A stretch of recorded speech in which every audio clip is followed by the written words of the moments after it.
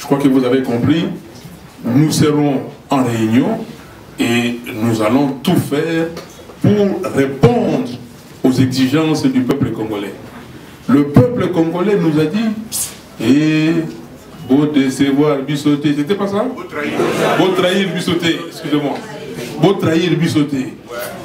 Trahir, décevoir, tout ça, ça va ensemble. Donc nous allons tout faire pour ne pas trahir ces peuples. Nous allons tout faire pour avoir ces candidats communs qu'on va vous présenter et que ces candidats communs vont aller aux élections, mais pas n'importe quelle élection, je le répète parce qu'il faut le répéter.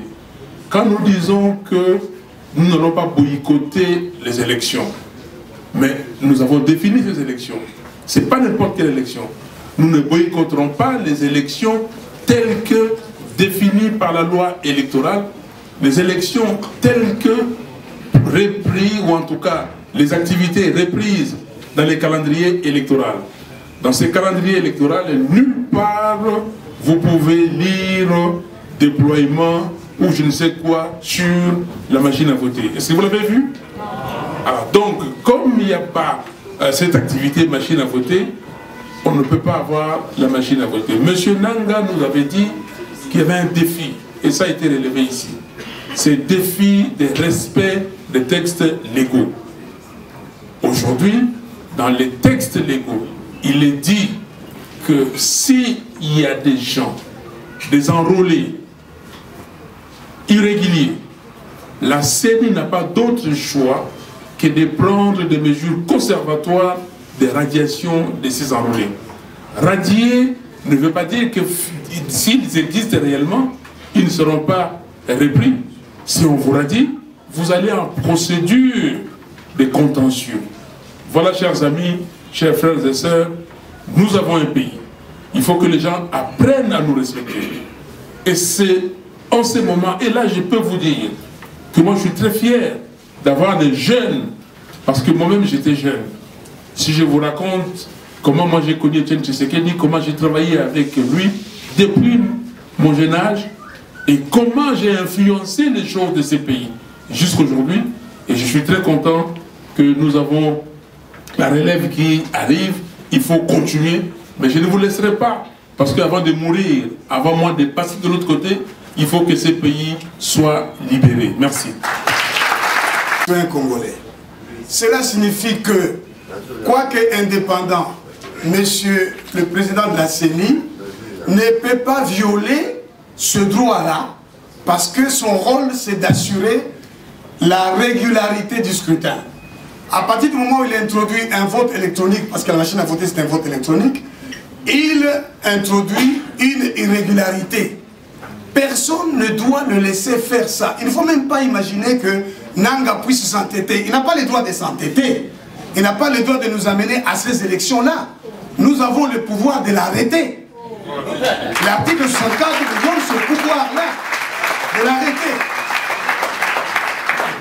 Il faudra que les camions militaires qu'ils ont amenés, ou je ne sais pas quoi, nous passent dessus pour aller organiser des élections irrégulièrement, pour avoir un président irrégulier.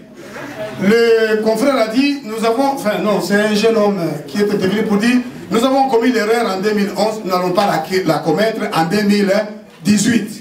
Il y aura élection le 23 décembre 2018 sans la machine à voter et sans les fichiers corrompus. Voilà ce qu'il faut retenir. Défendez ces droits-là. Sortez dans la rue, l'article 64 vous le permet. Sortez dans la rue, que le Congolais debout et les autres forces de la société civile viennent faire ces déclarations. Ce n'est pas de trop. C'est pour continuer dans le combat qui a commencé jusqu'à ce que la machine à voter soit écartée, les fichiers soient nettoyés et que nous ayons des élections libres, transparentes et crédibles et un chef de l'État régulièrement élu. C'est pour ça que je suis candidat président de la République. La voix du peuple est la voix des dieux. Et je pense que ce que nous sommes en train de faire désormais, en tant qu'opposition responsable, et surtout en tant qu'opposition républicaine et démocratique, c'est de nous éloigner des pratiques du régime actuel qui ne fait absolument pas attention, en fait il faut dire qu'il fait totalement fi de tout ce que l'opinion nationale congolaise pense. Nous de notre côté, et il faut que ça commence maintenant, avant que nous n'allions évidemment au pouvoir, nous ferons en sorte que, et nous essayons de le faire, en sorte plutôt que l'opinion nationale, c'est que notre population souhaite, puisse être dans une très large mesure, évidemment, ce que nous faisons.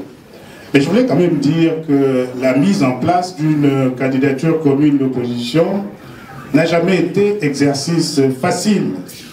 Ici, en République démocratique du Congo, évidemment, maintenant, vous le voyez, vous avez connu cette expérience en 2006 et en 2011, mais qu'on s'obtienne, pour dire, des difficultés dans la mise en place d'une candidature commune de l'opposition est une réalité qui va au-delà de la République démocratique du Congo, pour des raisons tout à fait évidentes. C'est un exercice compliqué, mais au finish, comme je l'ai indiqué tout à l'heure, notre volonté, c'est quand même de faire en sorte que ce qui est important, fondamental, pour que nous puissions gagner l'élection, puisse être traité avec toute cette considération. On a posé la question dans la question de savoir pourquoi l'UDPS a pris les différentes positions qui ont été prises évidemment à ce niveau-là. Et il ne m'appartient pas, naturellement, d'aborder une telle question, étant donné que je ne suis ni membre ni responsable au niveau du UDPS. Mais ce que je peux vous dire, et là je serai en train de répéter ce que j'ai déjà indiqué dans plusieurs autres interventions, c'est que jusque-là, en dépit évidemment de la complexité de ces sujets, nous avons travaillé en étroite collaboration avec nos frères et sœurs de l'UDPS. Nous avons eu la toute dernière réunion d'opposition sur la question de la mise en place d'une candidature commune de l'opposition. Vous le savez, la semaine passée à Juin, plutôt à Pretoria. Et comme vous le savez, l'UDPS était très valablement représenté, plutôt notre frère Félix Tshisekedi était valablement représenté à cette réunion par ses conseillers qui sont notre frère Kankodé et notre autre frère Ibalanki. Pour dire qu'en ce qui nous concerne, en tout cas sur les sujets de la mise en place de la candidature commune de l'opposition, nous avons toujours travaillé et on continue à travailler avec l'UDPS.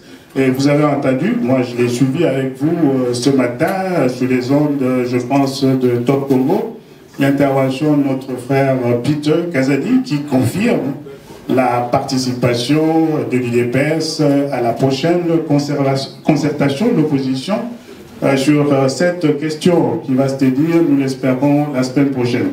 Donc je demande à notre population de se calmer, de se tranquilliser, de nous faire confiance. Nous continuons à travailler en tant que groupe de 7 et je suis convaincu que la semaine prochaine, nous vous reviendrons avec la solution que vous attendez. Merci beaucoup.